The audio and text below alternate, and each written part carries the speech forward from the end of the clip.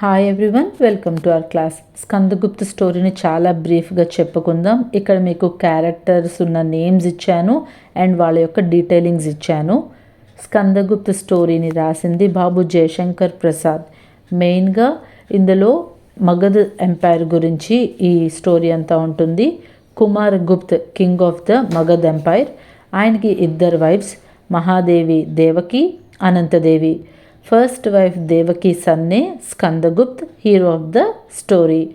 అనంతదేవి కొడుకు Puragupt, he is a bad character. అనంతదేవిది కూడా నెగిటివ్ క్యారెక్టర్ అనమాట. ఆవిడ సన్ పురగుప్తుది కూడా ఇందులో నెగిటివ్ క్యారెక్టర్. ఎలాగైనా రాజ్యాన్ని దక్కించుకోవాలి, కుమారగుప్త్ కింగ్ని చంపేస్తారు.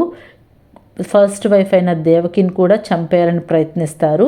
వాళ్ళకి హెల్ప్ చేసింది ఎవరు అంటే బఠార్క్. ఇతను ఆ రాజ్యంలోనే ఒక యోధుడు, కానీ కుమారగుప్త్ ఇతనికి తగినంత వాల్యూ ఇవ్వలేదు అని ఇతను కూడా అనంతదేవి పురగుప్త్కి హెల్ప్ చేస్తారనమాట. అలాగే నెగిటివ్ క్యారెక్టర్ ఇంకోటి ఎవడు అంటే ప్రపంచ బుద్ధి. ఇతడు ఒక కాపాలికుడు, అంటే మంత్రగాడు. వీడు కూడా నెగిటివ్ క్యారెక్టర్. ఆ తర్వాత శర్వనాగ్ అనేది కూడా నెగిటివ్ క్యారెక్టరే. ఇతడు కూడా ఆ రాజ్యంలోని ఒక యోధుడే, మంచివాడే, కానీ తాగుడికి బానిసై ఆ తాగుడు వల్ల ఎవరు చెప్పిన పనైనా చేసే ఇదిగా మారిపోతాడనమాట. సో అందుకని ఇక్కడ నెగిటివ్ క్యారెక్టర్. ఆ తర్వాత మనకి ఇందులో కొద్దిగా నెగిటివ్ ఉన్న క్యారెక్టర్ విజయ. ఒక డబ్బున్న వ్యక్తి కూతురు. ఎప్పుడూ కూడా డబ్బు మీద ఆశ ఉంటుంది తప్ప మనుషుల మీద ప్రేమ అనేది ఉండదు. సో మనకి మెయిన్గా ఇందులో ఈ 5 నెగిటివ్ క్యారెక్టర్స్ అన్నమాట. అండ్ ఆ తర్వాత స్కందగుప్త్ ఎలాగైనా రాజ్యాన్ని కాపాడాలి అని ఎప్పుడు కూడా యుద్ధం చేస్తూ ఉంటాడు. తర్వాత స్కందగుప్త్కి మంచి ఫ్రెండ్ ఎవరు అంటే చక్రపాలిత్. ఈయన పర్ణదత్త చీఫ్ అడ్వైజర్ కొడుకు. సో చక్రపాలిత్, పర్ణదత్త, స్కందగుప్త్ ఎప్పుడు కూడా రాజ్యాన్ని కాపాడాలని ప్రయత్నిస్తూ ఉంటారు. బంధువర్మ మాళవ దేశానికి రాజు. బంధువర్మ వైఫ్ పేరు జయమాల, బంధువర్మ చెల్లి పేరు దేవసేన.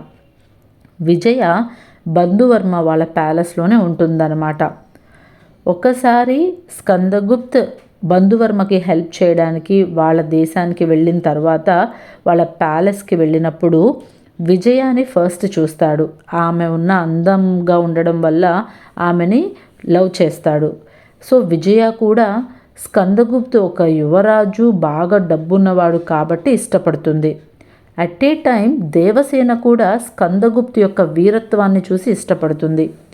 ఎప్పుడైతే స్కందగుప్త్ తన ఫ్రెండ్ చక్రపాలితో తనకి రాజ్యం, డబ్బు అంటే ఇష్టం లేదని చెప్తాడో, ఆ మాటలు విన్న విజయ వెంటనే అతన్ని ప్రేమించడం మానేసి చక్రపాలిత్ని ప్రేమించడం మొదలుపెట్టుద్దనమాట. అయితే చక్రపాలిత్ కూడా తనని పెళ్లి చేసుకోవడం ఇష్టం లేదు అని తెలిసి ఎలాగన్నా సరే స్కందగుప్తు మీద రివెంజ్ తీర్చుకోవాలని బఠార్క్తో అప్పటికప్పుడు వివాహం చేసేసుకుంటుంది. దేవసేన స్కందగుప్తుని చాలా ఇష్టపడుతుంది, కానీ విజయ ఇష్టపడిందని తెలిసి ఆగిపోతుంది. అనంతదేవి శర్వనాగ్ని పంపించి దేవకిని చంపాలని ప్రయత్నిస్తుంది. కానీ శర్వనాగ్ వైఫ్ రామ ఈ విషయం తెలుసుకొని పరిగెత్తుకుంటూ వెళ్ళి పర్ణదత్తకి, చక్రపాలిత్కి చెప్పి దేవకిని కాపాడుద్ది. ఇక్కడ స్కందగుప్త యుద్ధం చేస్తున్న టైంలో నదిలో పడి కొట్టుకుపోతాడు. ఆ విషయం తెలిసిన దేవకి చనిపోతుంది. కానీ స్కందగుప్త నదిలో కొట్టుకుపోయినా అక్కడ దగ్గర ఉన్న కోయగూడెంలోకి వెళ్ళి ఆ కోయవాళ్ళు అతన్ని కోయవాళ్ళు అంటే ఆ ట్రైబల్స్ అతన్ని కాపాడతారనమాట. తిరిగి వచ్చిన స్కందగుప్తుకి దేవకి చనిపోయిందని తెలిసి చాలా బాధపడతాడు. బంధువర్మ తన రాజ్యాన్ని కాపాడినందుకు స్కందగుప్తుకి తన చెల్లినిచ్చి వివాహం చేయాలనుకుంటాడు. కానీ దేవసేన ఆ పెళ్లికి ఒప్పుకోదు. బలవంతంగా రాజ్యాన్ని తనని స్కందగుప్తుకి ఇస్తున్నాడు వాళ్ళన్నయ్య అనుకొని తనకి అలాంటి బలవంతపు పెళ్ళి వద్దని చెప్పేసి తను జీవితాంతం పెళ్లి చేసుకోకుండా ఆ రాజ్యానికి సేవ చేస్తూ తన జీవితాన్ని గడిపేయాలనుకుంటుంది. అయితే విజయ చేసిన మోసం దేవకి తనని నిరాకరించడంతో స్కందగుప్త్ జీవితాంతం బ్రహ్మచర్యాన్ని పాటిస్తూ రాజ్యాన్ని కాపాడాలని అనుకుంటాడు. అదే టైంలో భట్టార్క్, అతని తల్లి కమల, అలాగే విజయ వీళ్ళ ముగ్గురు అడవిలో నుంచి బంధువర్మ మాళవ దేశం వైపు వెళ్తున్న టైంలో శత్రు రాజ్యం వాళ్ళు వచ్చేసి భట్టార్క్ని చంపేస్తారు. విజయ ఆ తర్వాత స్కందగుప్తు దగ్గరికి వెళ్ళి తనని పెళ్లి చేసుకోమని తన దగ్గర 3 డైమండ్ ఓర్స్ ఉన్నాయని చెప్పేసి చెప్పుద్ది. కానీ స్కందగుప్త్ దేశానికి తన లైఫ్, తనకి ఎలాంటివి ఏమీ వద్దు అని చెప్పేయడంతో ఆవిడ అవమానంగా ఫీల్ అయ్యి ఆత్మహత్య చేసి చనిపోతుంది. ఈ సిచ్యువేషన్స్ అన్నిటి తర్వాత భట్టార్క్లో చాలా చేంజ్ వస్తుంది. విజయ చనిపోయిన తర్వాత విజయ హస్బెండ్ అయిన భట్టార్క్కి ఆ డైమండ్ ఓర్స్ అనేవి అతని సొంతం అవుతాయి. దాంతో అతను ఎంతోమంది సైనికుల్ని అడాప్ట్ చేసుకుంటాడు.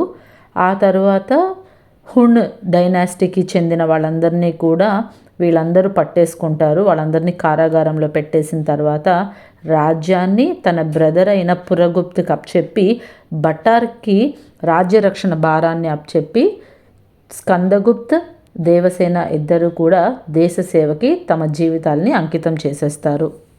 గోవింద్ గుప్త్ అనేది కుమారగుప్త్ యొక్క బ్రదర్ అనమాట, హెల్పింగ్ క్యారెక్టర్ మనకి ఈ స్టోరీలో. అలాగే భీమ్ వర్మ కూడా బంధువర్మ బ్రదర్, మనకి ఇందులో హెల్పింగ్ క్యారెక్టర్. పర్ణదత్త కూడా chief adviser, helping character of Skandagupt. So Kamala, Rama ఇవన్నీ కూడా చిన్న చిన్న క్యారెక్టర్స్ అనమాట. ఒకసారి మీరు స్కందగుప్త్ పార్ట్ ఓపెన్ చేసి అందులో పేజ్ నెంబర్ 76లో ఉన్న ఫస్ట్ క్వశ్చన్ స్కందగుప్త్ నాటక్కి కథావస్తు బ్రీఫ్గా చదవండి. అప్పుడు మీకు ఏ క్యారెక్టర్ ఇచ్చినా మీరు రాయగలుగుతారు. I hope you understand. Thanks for watching.